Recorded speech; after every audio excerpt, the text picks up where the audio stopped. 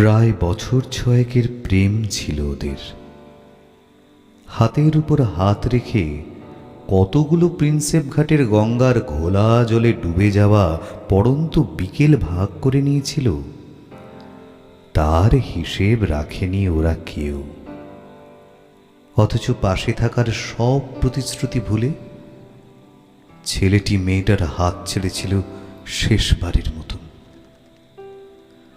তখন মেয়েটির দুচোখ বেয়ে যে তরল কষ্ট নেমে আসছিল, তার নাম 22শে শ্রাবণ।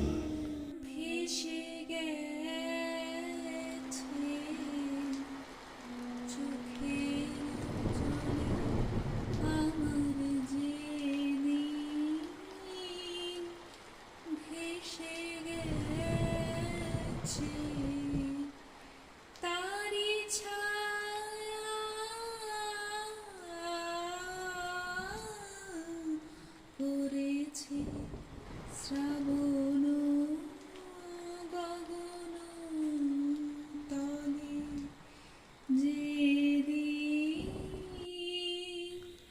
ভেসে। দাদু আমায় ভালোবাসত ভীষণ। তার বলা হাজারটা গল্পে জড়ানো ছিল আমার ছেলেবেলা। অথচ বলা কওয়ানি দুম করে একদিন আকাশের তারা হয়ে গেল আমার আদর করে গল্প বলা দাদুটা।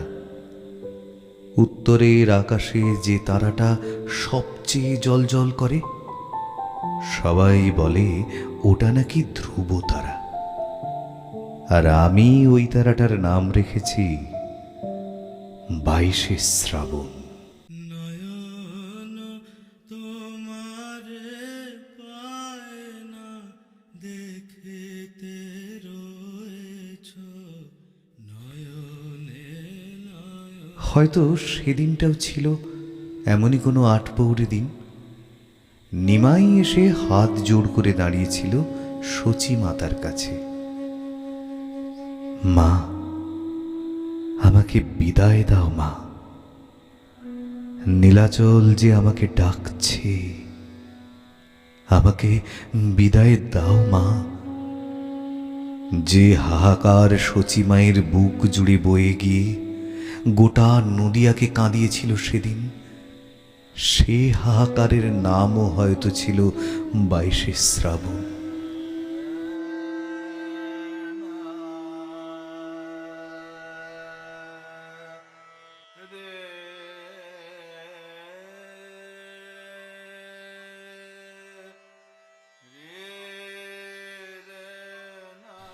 সারা রাত জেগে ঘাসফুল আদর করে নরম শিশিরকে, আর ভোর হলেই আলো হয়ে যায় শিশির।